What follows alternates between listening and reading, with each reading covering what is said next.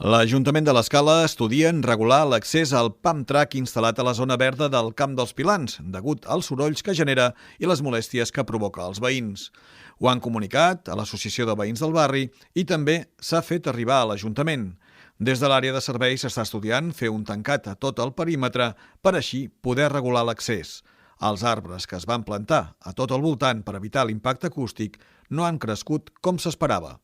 Víctor Puga, alcalde de l'Escala. Ho tenim molt present perquè hi hem parlat en moltes ocasions, jo diria que amb quasi tots els veïns, amb l'associació també, i el regidor té sobre la taula una proposta de fer un tancament, de fixar uns horaris, una sèrie de senyalització que s'ha de mirar de respectar, posar una mica d'ordre en un espai en el que hi ha molta activitat i que abans no li teníem, i que el fet de tenir aquest pump track segurament és el que ha sigut una mica el detonant, i veiem com els caps de setmana de bon temps hi ha molta gent.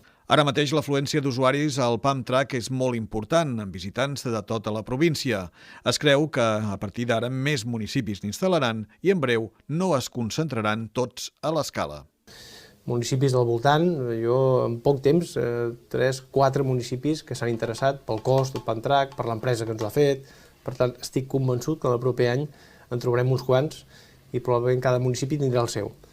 Això farà que molta gent que ve, tenim gent que ve de Figueres, de la Jonquera, de la Selva, de Girona, de la Garrotxa, expressament a passar el dia per... Amb caravanes i tot. Sí. Per tant, això, jo crec que això a poc això irà passant, però això no vol dir que no siguem conscients de la situació i que això genera una problemàtica veïnal, sens dubte, que entenem perfectament, que empatitzem amb la queixa, i per tant trobarem una solució segur perquè es pugui gaudir d'aquest espai sense molestar els veïns. Ho explicava l'alcalde al programa Línia Directa de Canal 10, on, entre d'altres, també parlava de la fi de l'estat d'alarma i l'arribada de visitants, de les mocions portades al ple sobre les energies renovables i per un nou ROM, o també de les activitats del cap de setmana.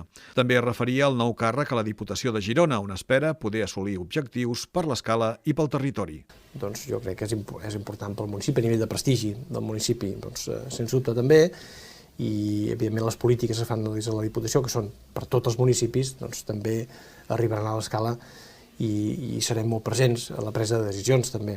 Per tant, des d'aquest punt de vista, satisfet. He passat 2 anys de vicepresident al Consell Comarcal també amb molta activitat i molt satisfet també de la feina que s'ha fet des del govern. Jo crec que també des del conjunt de l'oposició, i vaig dir-ho el dia en què vaig cessar en el càrrec i vaig renunciar, i a la Diputació amb un rol diferent, amb una dinàmica diferent, amb unes possibilitats, unes competències i una capacitat econòmica també molt diferent per part de l'organisme, també farem política pel territori.